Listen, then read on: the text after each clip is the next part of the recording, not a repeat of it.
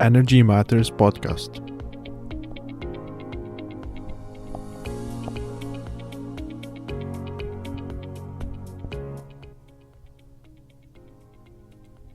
Hey everyone, thanks for tuning in. I am your host Kassem Alokla from Texas A&M University Society of Petroleum Engineers Student Chapter, TAMU-SPE. The aim of this podcast is to discuss and explore some specific topics about the energy industry in general and the oil and gas in specific, while covering some related topics in environment, economics, policy, and many more. Howdy and welcome to the 15th episode of the Energy Matters podcast. Today we have a very special guest, Mr. Kyle Haustveit from Devon Energy, who will be discussing engineering solutions for the next generation of energy challenges. Thank you, Kyle, for being on this episode today. Thanks, Kassem. My pleasure. All right, before starting with our questions, I'm going to go over the bio of our guest speaker. Kyle Haustveit is a professional engineer registered in the state of Oklahoma. He has a diverse engineering background and is currently the manager of Devon Energy Ventures, a team focused on venture capital and additive energy opportunities. Kyle is experienced in completion design, fracture modeling, diagnostic program design, interpretation, and integration. Kyle served as an SPE Distinguished Lecturer in 2020-2021 and was the lead inventor of SWPM.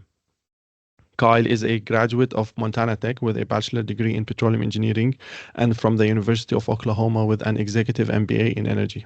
In addition to that, he is a board observer for Fervo Energy. Again, thank you, Kyle, for being on this episode. And let's start with your background and your current role. Could you please share more about the diverse engineering background that you had and how it helped you to shape your current role as a manager for Devon Energy Ventures? Yeah, absolutely. It started off in North Dakota. This is where I grew up. I was born and raised just a few miles away from the Iverson Discovery Well. That's the first well drilled in the Williston Basin. And I had the pleasure of growing up on a farm with my dad and grandpa. My other grandpa worked in the oil field, so I was constantly around machinery and energy, and I saw firsthand the impact it had. So I always had a natural curiosity to figure out how things worked, which led me to engineering school at Montana Tech. I then joined Devon full-time out in Wyoming, in Gillette, Wyoming, and started to experience the drilling and completion side of the business. And it was really fascinating. That's 2013 is when we started drilling longer laterals. We started to see completion designs really change rapidly and become kind of the key recipe to unlock a lot of the oil and gas that we enjoy today. And Devon was kind enough to allow me to rotate through the disciplines, so drilling and completions and reservoir and production. And then I ended up seeing a group inside Devon at the end of that rotation that was doing a lot of the cutting edge work on the completion side. Diagnostics, fracture modeling, trying to improve that completion design to maximize value for the well. And so I got to join a centralized team. And in that centralized team, we had the chance to support the entire organization on multiple fronts. So you got to meet a lot of smart people, see a lot of different ways of thinking, working with the field, working with our engineering staff. So that's kind of how that diverse background started, is just by spending time with a lot of really smart people that think differently and challenge your opinion.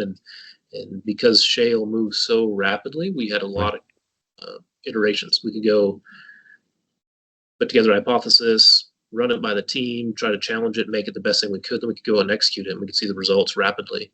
And what we learned, just in the last several years, is when you deploy diagnostics, certain diagnostics can give you a lot more information rapidly versus, they call it learning through the bit. You don't always have to drill the well, pump some new design, and then wait 9 months to see what the production is. You can deploy things like fiber optics or offset pressure monitoring or tracers. There's a long list of diagnostics, depending on the question you're trying to answer, that you can deploy to learn in near real time. So that kind of ties to the sealed wellbore comment you made on the intro. A team of us were out diagnosing a new development, well spacing, stacking, staggering, completion design, and we had deployed some diagnostics.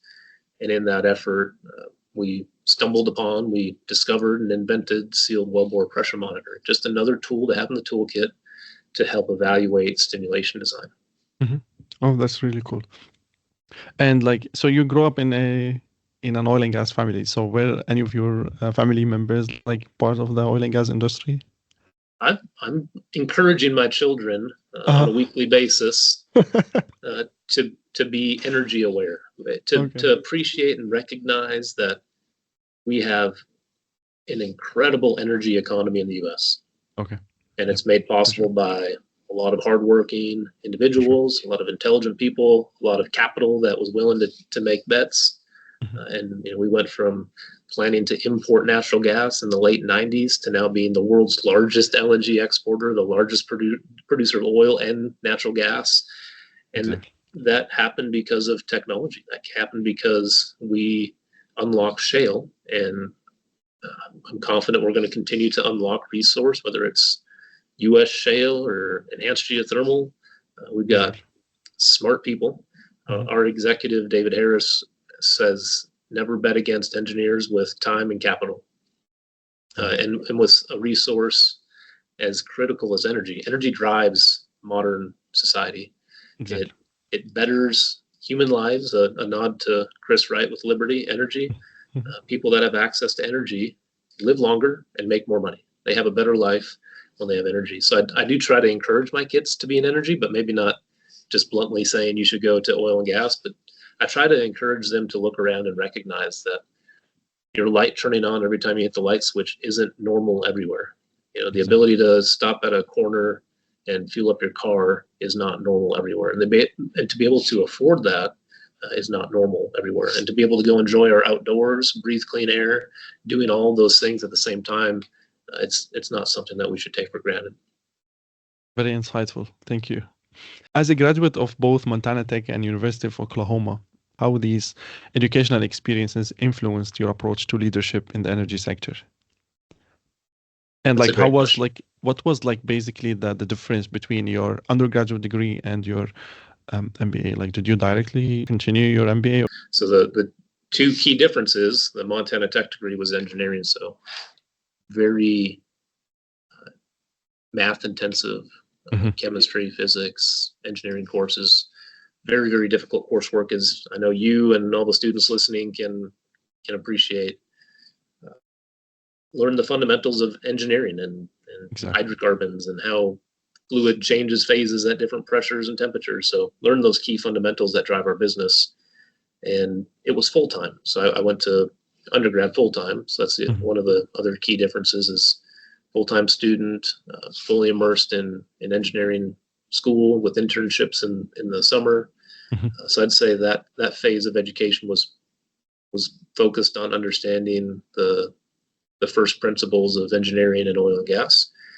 Then about 6 years after engineering, after graduating and starting with Devon, I had taken the PE. So at Montana Tech, you have to at least sit down and write your name on the fundamentals of engineering exam. And I figured if I was going to get that far, I might as well take it. So I took the exam and passed, and 4 years later decided that I wanted to pursue my professional engineering degree. And through the process of taking the prep course and doing the studying and taking that exam and passing, I kind of realized that it was something I enjoyed, as weird as that sounds. I like learning and studying, and sometimes having a problem with a certain answer that's right or wrong it's kind of fulfilling to go tackle. That's not always the case in oil and gas. You don't always know if it's 100% right or 100% wrong. So in that time, I did evaluate master's in engineering or an MBA, and I took the MBA route. And I'd say that that training and education, which I did in tandem with work, is where I did receive some more formal leadership training. But Devon does a great job of giving us opportunities, not only formally to take courses to develop as a leader. We've got Harvard Business School type training that comes through. You've got some of the most important leadership lessons I've learned are from mentors one-on-one that are willing to pour into you. And the best lessons learned are real life experiences. So making a mistake and someone being bold enough and kind enough to take you aside and say, hey, you did this, you should have done that, you consider this. I've had a chance to work for some phenomenal leaders. Right now I report to Trey Lowe, our Chief Technology Officer. Prior to that, I reported to our VP of Geosciences, Ken Pfau, and those are two guys that I look up to and I learn from on a weekly basis. So I don't think you're not going to go take one LinkedIn course or watch one YouTube video. The leadership training is going to be a combination of formal, informal. The advice I give people all the time is find someone who's good at what you want to be good at, tell them they're good at it, and then ask if you can spend time with them and learn from them. So that'd be my main advice is don't worry about some school rating. Go find people who are great leaders and spend time with them and learn what makes them great leaders. Yeah, I totally agree. This is an excellent advice. Thank you so much. Since we are still talking about your education and like your early career, what basically motivated you to transition into venture capital and additive energy opportunities at Devon Energy? Since you started, like, for example, you started in the field and then technical roles, but like what made you transition into like this kind of a role? It was a combination of things. It Hmm. was, I'd been in that role for several years. I was starting to look at other opportunities. And in that process, I was kind of looking outside of Devon's current roles to see what other companies were doing in this innovation space. See if there was something that another company was doing that we could maybe emulate and take inside Devon. And I caught on to what Chevron Technology Ventures was doing. Hmm. Specifically, Barbara Berger, someone that I followed and have a tremendous amount of respect for Hmm. the way that she's now a graduate. She calls herself of the Chevron role, but she's done a lot to help connect innovation with the core business, but then also expand the energy addition. Hmm. Engineers, period, no matter the discipline, have a really unique skill set to solve problems. So as soon as you start to see that the energy challenge that we're facing as a globe, both for security first, affordability second, and carbon intensity third, they're all engineering problems. They're all Right. engineering and finance problems. So that's part of the reason that I went and got the MBA. I had the engineering background. These problems can be solved if you have the right financial framework and you have the right first principles understanding of the problems. So some of it was I was looking at what other companies were doing in the space. The other piece that influenced this was the sealed wellbore pressure monitoring, the SWPM Hmm. invention, that patenting process. Hmm. We ultimately licensed that out to an external company for them to go sell. And just Okay. experiencing that commercial process, that framework and negotiating and figuring out how you can help take a technical win and convert it to a commercial win was a lot of fun. We've got investments in a few different venture capital funds, EIC, Rose Rock out of Tulsa, along with the Altera Group in Denver. And at the time, we reached out to the Altera Group and said, hey, we've got this thing we patented. We think it's useful. We use it. I think other people would want to use it. And they helped us think through what commercialization looks like, how you create the most valuable technically and financially. And that was probably the first time I really started thinking about the venture capital space. How can I help play a role to enable brilliant technical minds to make that jump from a technical win to a commercial win and then help them scale? So all those things kind of combined, the right place, right time. Our CEO, Rick Muncrief, after the merger with WPX, created a group called New Ventures, and they were looking at everything. In that 2020, 2021 period, there were a lot of new things coming, a lot of new incentives, Right. a lot of new opportunities and things like CCS and hydrogen and geothermal and lithium. So that team did a great job of really laying the groundwork and understanding the full landscape. And then the timing worked out where I was able to come join this team. And we started to narrow our scope a little bit and really be intentional in understanding what we're good at. What's differentiating Devon from other companies and other opportunities. And we bought Mitchell Energy over 20 years ago to really step into the unconventional revolution with natural gas and the Barnett Shale. And since then, we've been drilling horizontal wells and stimulating those wells with hydraulic fracture treatments. Close to 10,000 wells our company's drilled and completed in the last 25 years. So what better opportunity than enhanced geothermal to take what we've learned in drilling horizontal wells and stimulating them, improving productivity by optimizing well spacing and completion design. And it's kind of a neat link. We were reaching out to Tim and Jack to early on to share some of our diagnostic learnings, one of which was, hey, do you guys want to use sealed wellbore and see if you can monitor your frac job? And we were sharing some lessons learned on fiber optic deployment and co-visualization and how we leverage that in our simulation process. Same time, one of the geologists on our team was a thought leader. He was forward thinking, and he was looking at all these other opportunities. And he picked out Fervo, and he said, of all the opportunities I see out there, this company seems to get it. They understand the first principles of what has made EGS challenging in the past, and I think they're taking the right approach. So we have this relationship development opportunity with Fervo for a couple of years before our team even existed and had an investment vehicle to make that investment in Fervo.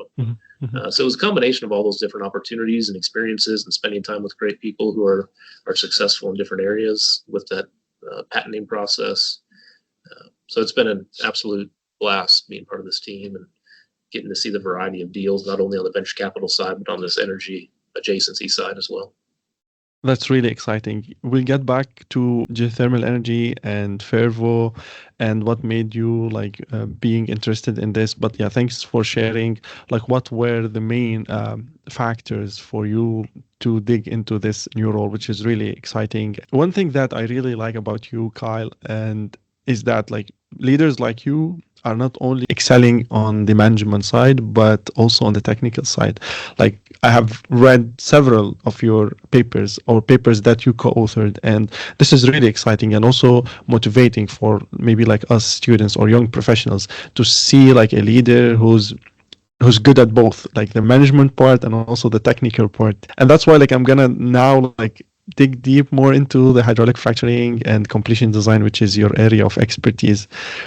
If you want to start maybe about based on your strong background in fracture modeling and completion design, what recent advances in these areas have you found most impactful? I'll take a couple of stabs at it. I'll take an execution side first. We talk about the iron triangle a lot. You've got three things you're constantly trying to optimize: cost, speed, and quality. You can have two, but not three, usually. So it's really important that our business generates value. So we have to make a profit. We have to return value to our shareholders. So to do that, we need to be cost conscious, value conscious, time conscious. One thing that's been remarkable on the cost and speed, or cost and time side of that triangle, has been what's gone on with simul-frac in the last handful of years. Simul-frac, trimul-frac, it's when you're pumping down two or more wells at the same time with one frac crew. And we've seen efficiency gains of double-digit percentile, 20-30% improvement in efficiency gains in the amount of mass that you're putting down hole per minute. And really the engineering aha was, we're not changing the completion design. We're exposing every cluster to the same rate per cluster. We've seen that over and over again in diagnostic programs, that's a key driver in fracture uniformity, which we believe impacts well performance. So we maintain rate per cluster, but now we're pumping a lower total rate per well, which reduces pipe friction. Right? Pipe friction doesn't do anything for you as far as well productivity. It's something that you're fighting against.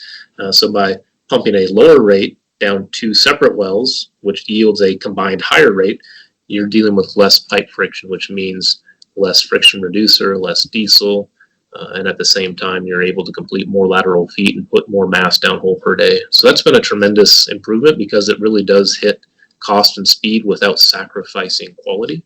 I'd say on the quality side, it's probably the industry's understanding of proper cluster architecture design. We've seen a lot of improvements around perforation friction, cement isolation, proper fluid compatibility testing, but really it feels like our industry is honing in on a very consistent design that's driven by diagnostics, but also backed by well performance.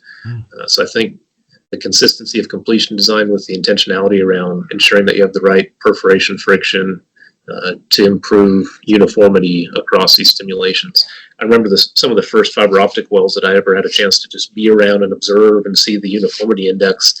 It wasn't that good. It kind of looked, if you think about each cluster as a bar on a bar chart, it kind of looked like your cell signal oftentimes. You'd see your heel cluster take most of it, the next one take a little bit less, and then by the time you get halfway through or down to the toe, you were really struggling to place much of your treatment. That's when we were pumping, we were shooting 6 shots per cluster, big holes. We weren't really thinking about perf friction.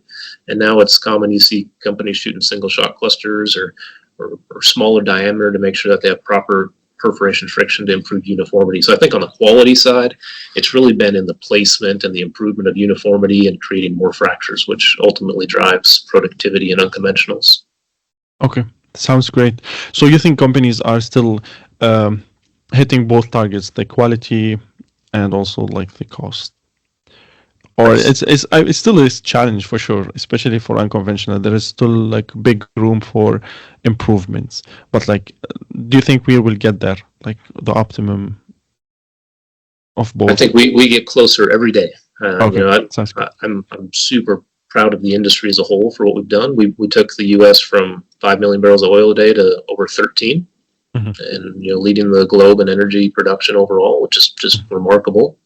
And we're doing that now with strong profitability across our sector. So I think what our sector has done as a whole is remarkable on so many fronts. I put an article on LinkedIn a few months ago on the GOAT, the greatest of all time, and I was trying to make a case for what natural gas has done in the last quarter century is truly phenomenal.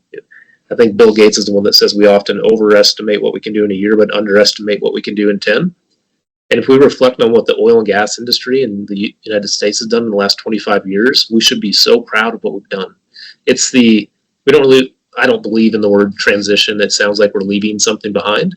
The globe has never consumed less total energy, less energy of any form in the history of the world over a 2-year period. So I think we need more energy. We need all of the energy we can get. We need to do it in a way that provides stability in access, affordability, and do it as environmentally responsibly as we can. And that's what natural gas has done. If you look at the last 25 years, we've increased the consumption of natural gas by like 180%, decreased coal consumption by over 60%. And at the same time, we've reduced emissions related to electricity generation by 40%. And then the inflation adjusted cost to you and I as consumers is flat or slightly reduced. So we've done it. We did the trifecta. We delivered firm, secure energy through natural gas. We maintained the affordability, and we did that while reducing emissions. So I think a lot of times our industry is heads down, nose to the ground, trying to make progress and make that next milestone, that next breakthrough.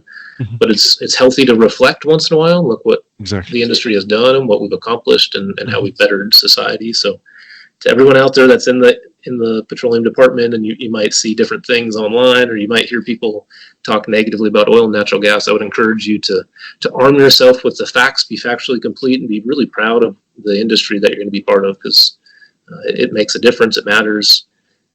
AI is exciting, but AI doesn't work without energy. A lot of the great things that we get to enjoy today exist because of access to energy. Perfect. I And like your oil and passion. natural gas are not bad words. Be Exactly. proud of oil and natural gas. For sure, for sure. That's great. Thank you so much. You invented a new technology as WPM. You briefly mentioned about it before. Could you please tell us more about it and what specific areas in the oil and gas industry this technology tackles? Yeah, absolutely. This was a team effort for sure. And it goes back to what you mentioned earlier. We had some really great leaders at the time who were willing to allow us to deploy capital to go design and deploy a significant diagnostic project. It was in Oklahoma. We were trying to evaluate a new spacing design for the Merrimack Formation. And I know we're videoing. A lot of this will probably be on audio on podcasts, but you'll be able to see this is a fiber optic cable I'm holding. Okay. And one of the key innovations that allowed sealed wellbore to be discovered was we had a fiber optic cable strapped to a wellbore. And fiber optic cable is a sensor. The entire fiber is a sensor for the entire length of the wellbore. Oftentimes when we install a permanent fiber, what we do is we save that well towards the end of the completion so that we can leverage the fiber as a diagnostic tool as we complete the neighboring wells. One of the use cases for fiber when you're completing neighboring wells is you can see cross-well strain responses, which is a low-frequency distributed acoustic sensing technique. And just shout out to Dr. Wu at A&M. You guys have some fantastic leaders in the industry when it comes to fiber optics. So if you don't know Dr. Con Wu and what she's doing with AgFrac, I strongly encourage you to reach out. It's industry leading, and a lot of it has to do with cross-well strain. So back to sealed wellbore, we had this observation well that we had not yet completed, had permanent fiber, had multiple pressure gauges distributed along the lateral, sensing pressure inside the casing and outside the casing. Okay. We did not think that we were going to get anything from the gauges inside the casing during stimulation of the offset wells. Those gauges were installed for different testing. Back to pipe friction that we talked about in conjunction with simulfrac, we were going to try to understand differential across plugs and the impacts of different FR loadings on pipe friction. But Wolfgang Dieg was part of the team at the time. And a couple months after we had stimulated that unit, he had identified these pressure bubbles on the internal gauges. And again, this wellbore is fully sealed, no holes. It's a tube in the ground full of water. And he noticed these small 1 psi or less pressure bubbles on the internal gauges. We then took those pressure bubbles and combined them with the cross-well strain data that we got from the fiber optic cable on the same well. It became very clear that those pressure bubbles were responses to neighboring fractures crossing the wellbore. Wow. Okay. And it was that aha moment. And the quick analogy I use all the time, and sometimes I bring the actual water bottle and balloon with me when I'm sharing with someone, but imagine you have a water bottle, you take the cap off, and you stretch a balloon over the top. If you squeeze that water bottle, everyone that can now imagine in their minds that balloon is inflating. Well, that same simple concept is true with a wellbore full of fluid. If a fracture comes and crosses that wellbore and applies some strain to the casing string, and you're full of a nearly incompressible fluid of water with just a surface gauge. So we discovered it with a downhole gauge, but we know that at scale with just a surface gauge, you can see that pressure bubble. So to date, there's been tens of thousands of stages. I think last count I saw was approaching 50,000 stages have been monitored using sealed wellbore pressure monitoring across the globe. And it's a really effective tool to tell you when a fracture from an offset wellbore arrives at a known location, which is a beautiful diagnostic tool to calibrate frac models. It tells you exactly what your fracture hydraulic half length is at a known time, at a known slurry volume pumped into that wellbore. And ultimately what you're trying to do to optimize is what can I do with my cluster architecture on my stimulated well to delay the arrival time to my offset well so I can stimulate more rock near the well that I'm pumping my treatment into. So we've used it all over our operations, and a lot of other companies have used it, and it's turned into some fantastic collaboration opportunities with other companies in the industry. And again, it was kind of that intro discussion with Tim and Jack as well, because it works in geothermal just as well as it does in oil and gas. So it was a fantastic experience, a great team effort. And the last little nugget I'll mention on that is because of our intentionality around capturing our time series data, synchronizing the data, and organizing it we use a system that has what we call an asset framework, a very consistent naming convention for all of our different operations. Because we had all of that data captured and in place, it made it very easy for us a couple months after the job was done to go back and spend more time analyzing it. Had we not collected that data and stored it and been really thoughtful about the quality of our data and the tools that we provided our engineers and geoscientists to evaluate that data, we may have never have noticed this observation. So quality data is just such an incredible catalyst to arm your geoscientists with. Wow, that's very exciting. And this is really a brilliant idea.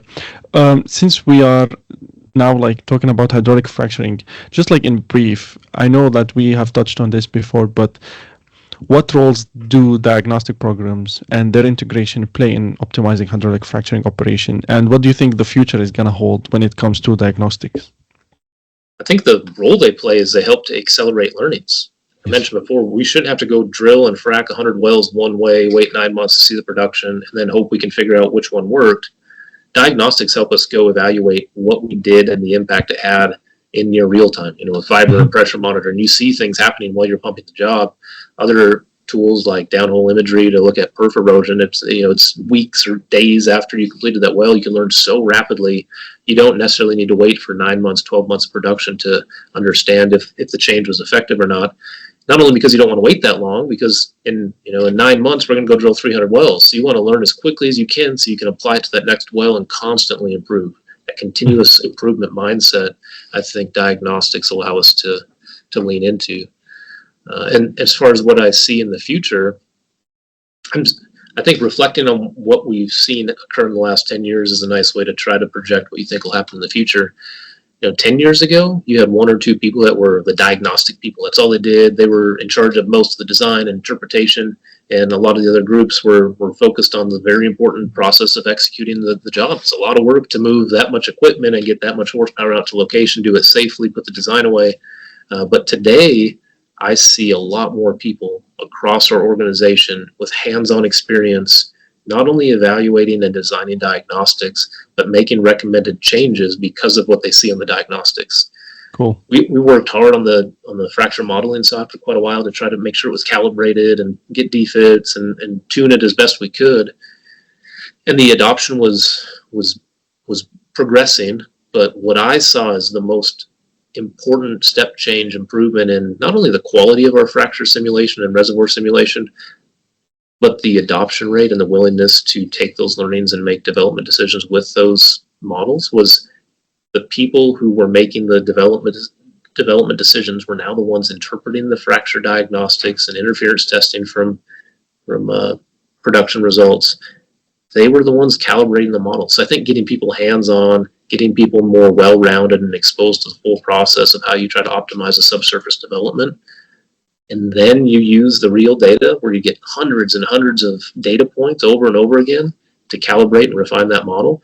That has been one of the most important step changes in building the adoption, improving the adoption of the full integrated workflow, defining what you have, measuring what you do, calibrating your models, and then trying to improve moving forward. So I think we're going to see more of that. We're going to see more well-rounded geoscientists, subsurface engineers that know how to talk the talk and walk the walk across multiple segments of our business. And I think we're going to move closer and closer to real time. I think we're going to be able to start to see things in near real time that we can make some adjustments on the fly. I really do think that's in the not too distant future. Excellent. Now, like, how did the experience or all of this accumulated knowledge of diagnostic that was applied in the oil and gas industry can be applied to new energies, specifically geothermal energy, based on your role as a board observer at Fervo Energy? So what insightful maybe opportunities we can have there in this maybe geothermal, maybe also carbon capture and storage with monitoring wells? It can also be something that's another application of these diagnostics. So absolutely, yeah, I think the list keeps going too, Kassem. You listed two, but you've got brine resource, you've got hydrogen resource. There's just so many things that require subsurface understanding. And it's one thing to understand the subsurface, but you also have to know how to execute on drilling and completing a well to go recover whatever resource it is that you're pursuing. So you're spot on. There's a lot of things out there that require the skill sets that you and all of your classmates and the students at A&M and at other universities are learning right now. I would say, first on Fervo, we're so excited to be a partner with them. They've got a fantastic team. They're focused. They're scientists. They're first principles, focused on trying to reach commerciality. And we could tell that pretty early on when we were meeting with them to talk about diagnostics and how they're trying to capture data to reduce uncertainty early on, because they understand that if you answer a question on well 1 and you can apply it to the next 99, it's going to create a lot more value than waiting until the 99th well to figure that thing out. Right? So back to the role diagnostics plays, it accelerates when we learn something. And they were so intentional about gathering the right data, collaborating with other industries, other people, whether they were investors or not. That's where we came into the picture. When we first met with Tim and Jack for the first couple of years, we were working together. Technically, we were sharing ideas and thoughts and experiences. So I think when it comes to geothermal, specifically enhanced geothermal, a big chunk of the subsurface workflow that our industry has developed and continues to mature over the last quarter century applies almost directly. Right. They're using the same PDC bits, same motors, same drill pipes, same drilling contractors, the same data streams, the same frac companies, the same fluid sand plugs that we use. So many similarities. And what Fervo's done well is they're very humble and they're very open to ideas, and they have no problem reaching out to oil and gas companies and saying, how are you doing it? What are you doing differently? Are there things you're doing we can adopt? So I think drilling, completions, evaluating the subsurface, optimizing well spacing and completion design, those are all things that we do day in, day out in oil and gas companies, and it's going to apply in enhanced geothermal. I'm excited about it for a lot of reasons. I love the hydraulic stimulation space. I've seen how much it's done for our country and for the globe. But I also see the productivity side of the equation. U.S. shale is 8 times more productive than it was at the beginning. So we've improved on the cost and the speed of our operations, but we've also improved the quality of the output significantly. And I think we're just scratching the surface in geothermal. We're going to find ways to go deeper and hotter and create more productive wells. And I think we've got the right team in place, both at Fervo and the team that we have at Devon supporting Fervo technical work to make that happen. That's really exciting. And as you mentioned, now Fervo is a leader in the geothermal energy with all of the change that they are doing in this area. And like everyone is really motivated to maybe like delve more into the geothermal energy because of companies like Fervo. And it's really also motivating to have like companies, oil and gas companies like Devon Energy supporting all of these initiatives. So it's very promising for not only for us, but also for the industry and for the future. So this is perfect. So now we were talking about geothermal energy, but as you mentioned, there were many challenges for the shale industry, right? If you want to talk about the geothermal energy, what do you think are the main challenges? Is it costs? Is it technologies? Yeah, it's a good question. There's several challenges that probably look a lot like oil and gas did at the beginning. Capital does not like uncertainty. Right. And it's kind of a chicken and egg problem. One of the big question marks with enhanced geothermal is what's the decline rate? But you can't really determine what the decline rate is until you go drill some wells and stimulate the wells, and that costs money. So you have to make some investment to help de-risk some of the big questions. Right. And Fervo announced a couple of weeks ago at their tech day, and that's all available online. Jack and the team have done a great job continuing to keep the public updated with real technical data. They write white papers, they video their tech showcase. And one of the big takeaways was Project Red, which is their first commercial pilot in northern Nevada. It has been producing for about 11 months, and the temperature profile is flat. So they're injecting water in the injector and producing it up the producer. As that water flows across the fracture network they created with their hydraulic stimulation, it picks that heat up. And the fear of some conventional geothermal folks was you're going to short circuit. You're going to try to frack this rock, and you're going to get 1 or 2 pathways that takes all your fluid and you'll cool that rock down. And it's going to result in a short circuiting event and have thermal decline. And the only way you can learn and improve there is to go drill and complete wells. And Fervo did that. They got the well online about 11 months ago. And to date, that producer is rock solid, steady on temperature, if not a slight increase, suggesting that there's a lot of energy to recover between the injector and producer. So I think that's the first one, is we just need more data to have more confidence in the range of outcomes and the decline rate. I think some of the other challenges that are different than oil and gas is the temperature component, right? You're going after hot rock. How hot? How hot can you go while still maintaining that ability to scale commercially? I think what we need to be careful with is we can't have every company trying to go to super hot rock today. I think there's tremendous potential going to the super hot rock, the ultra deep, 400C and higher rock, tremendous energy densities to go that hot. But we need to make sure we can reach commerciality at the 200 degree C mark. And then we slowly march our way down methodically using engineering best practices. What breaks next? Find the weak link, study it, design it, improve it, deploy it, and then find the next weak link, and you do it again and again and again. And I'm confident that we'll get there, and we're going to keep pushing deeper and hotter. You're going to start to see the productivity of these wells increase as the cost goes down, just like we saw in shale.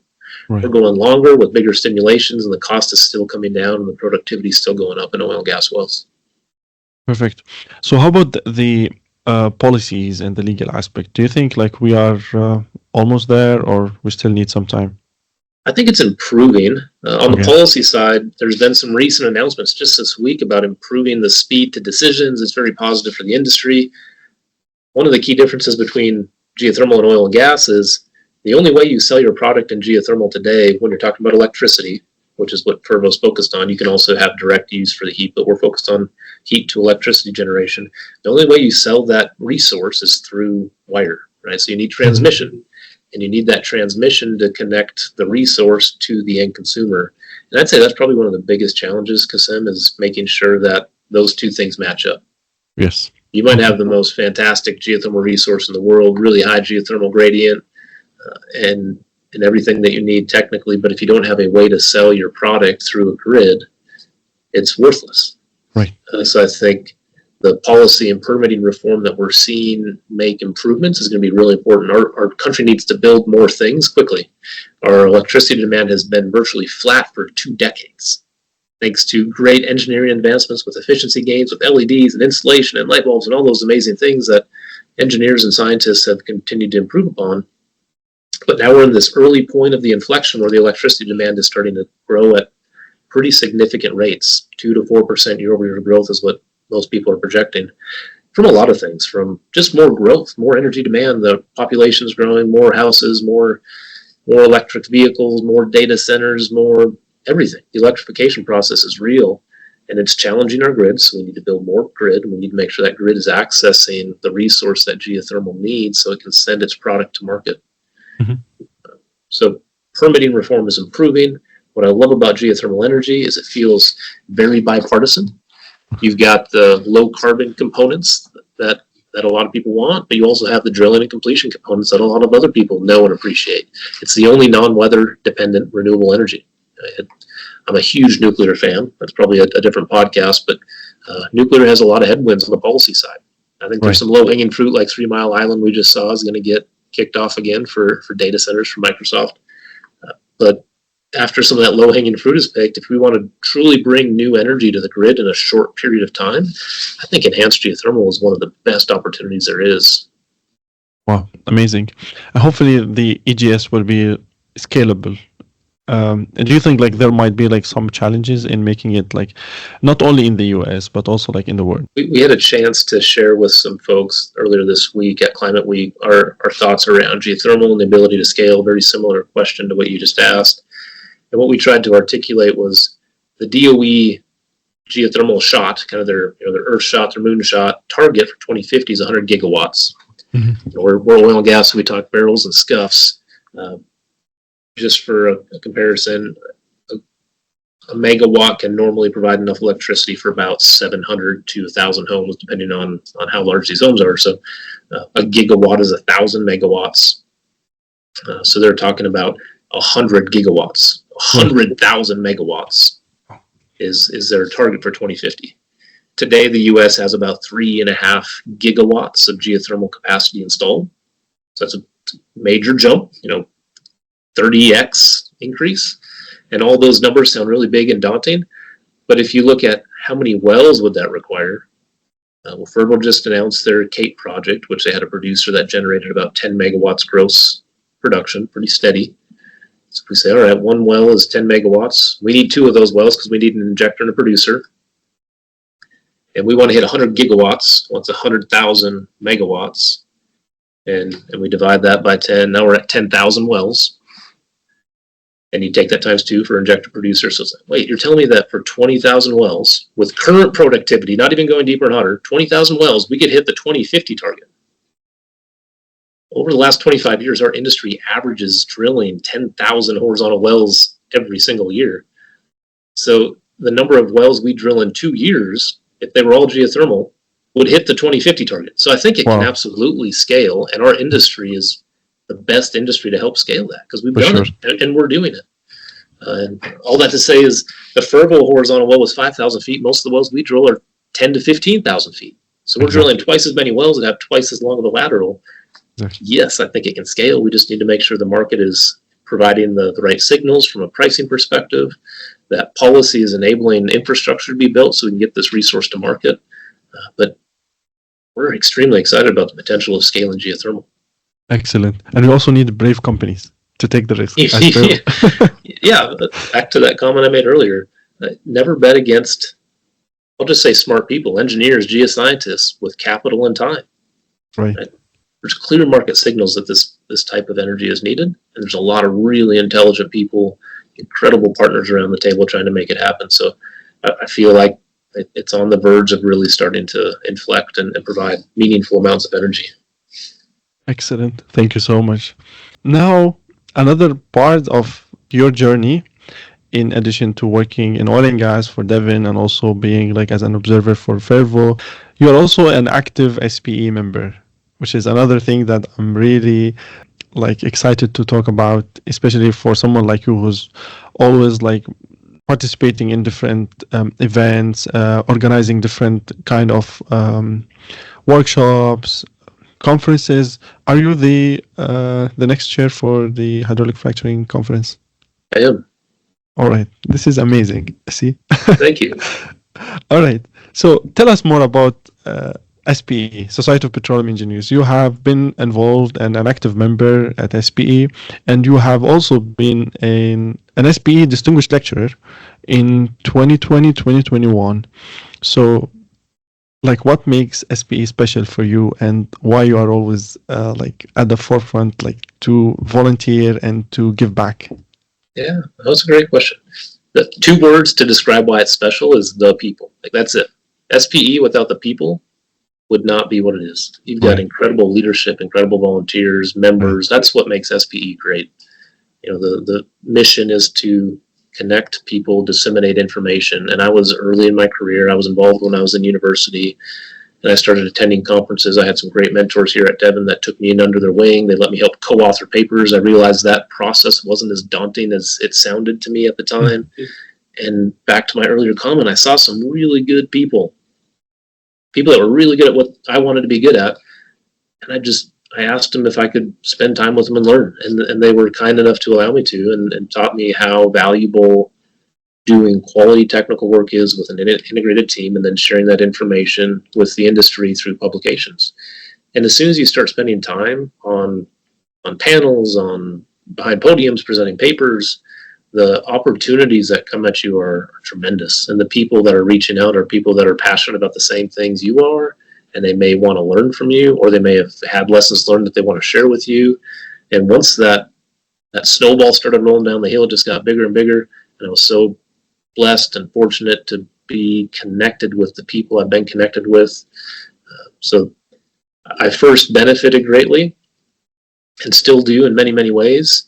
And usually when an industry or a group, a society like what SPE is, provides so much to you, the natural reaction is you want to give back. So when I can, I do whatever I can to pour back into SPE, because it's done so much for me. It does so much for our industry. It continues to do a lot for our industry. I think they walk the walk. They're collaborating with Project Interspace on Geo. They're really trying to help disseminate oil and gas expertise into geothermal to help make it scale. And that's one of the many things I love about SPE is they're great scientists that really want to make a difference. They want to provide energy to the world, and they want to do it better each and every day. So it's a fantastic organization. If you're not part of it, I highly recommend you get plugged in, not only to HFTC, which is in February next year, but just get plugged in, get exposed. It's the best technical work in the world when it comes to energy. Spend time learning more about it, get engaged, get involved. You've got a lot of people that are at these conferences that would love nothing more than to connect with students and become mentors and share lessons learned. Excellent. I totally agree with you. SP is special with the people that they have, like the staff, like the board members, the SPE section members, and also the SPE student chapter. So it's amazing. Like I have learned a lot from SPE, and I feel like it's something unique for the oil and gas industry that we all appreciate, and hopefully SPE will continue to grow, and people like you are the leaders, and hopefully we'll see you at like higher and higher positions at SPE, which I don't doubt at all. Well, thank you. All right.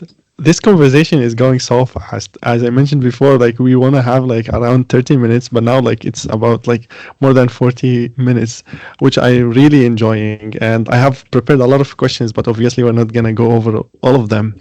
But maybe I'm going to end the podcast with one important question. And I know that you are very passionate about the oil and gas industry, at the same time, the new energies, including geothermal. There are many students currently studying petroleum engineering or who recently graduated from petroleum engineering programs. So what advice do you offer to these students who might have doubts about the oil and gas industry, especially with what happened like previously with the pandemic and the like the drop in the oil and gas prices, and now like with the energy transition movement? how can you like motivate these students to pursue a degree not only in petroleum engineering, like in energy industry, like chemical engineering, mechanical engineering, something that revolves around the energy industry? And I think you're the best person to answer this question, honestly. I appreciate it. I could go on for a long time, so I'm going to list a few of the key things, key pieces of advice. Number one is if you're a graduate of an engineering program, you're clearly very intelligent and capable. So go do the research yourself. Go look at the data. And the fact is that we consume more oil and natural gas today than we did last year, and we're going to consume more oil and natural gas next year than we did this year. This product is in demand. It provides so much value. There's so many more use cases than just gasoline. If you need case studies, go to an airport, any airport, and it's packed full because people want to travel. They want to experience leisure travel. There's a lot of travel for business, and the population is growing. So jet fuel, just go look at data for jet fuel. That's going to give you a lot of comfort in the future need for oil and natural gas. Plastics and the amount of natural gas electricity generation growth is tremendous. So again, you're smart, capable people. Do the research. Don't believe the headlines. Arm yourself with the facts. Be factually complete. Be proud of what we provide the world with natural gas and oil. It really does better human lives. And again, if you haven't read Chris Wright's work on bettering human lives from Liberty Energy, I highly recommend you use that as a resource to arm yourself, not to be an angry person who argues with everyone, but go out there and listen. Be open-minded. Make sure you understand what our industry provides the world and be ready to share it when people are willing to listen. And at the same time, be curious. The other piece of advice is be curious, be open. There's other things out there besides oil and gas too, and they offer a lot of other benefits that we need to be aware of. So it's not one or the other, it's all of the above. Understand how to make them work. As engineers, we need to be both technical, but we also need to make wise investment decisions. So understand the fundamentals of finance just as you understand the fundamentals of engineering. And I'll say it again because I think it's one of the most effective uses of time is find people who are good at what you want to be good at and go spend time with them. The best way to learn is with people who are good at something that you want to be good at. Excellent. And this is the best advice. Thank you so much. I think with this, we come to an end to the podcast. It's definitely a great discussion, and I learned a lot from you, and I really got more motivated to stay in the oil and gas industry because you are very passionate about it. And I'm pretty sure all of the listeners will enjoy the discussion. Thank you, Kyle, for all what you're doing for the oil and gas industry in general. And to SPE in specific, you are definitely one of the role models for me and for others like me. So keep it up. We really appreciate it. And thank you so much for your time today. It was great. Thank you, Kassem. I appreciate the time. Thank you so much.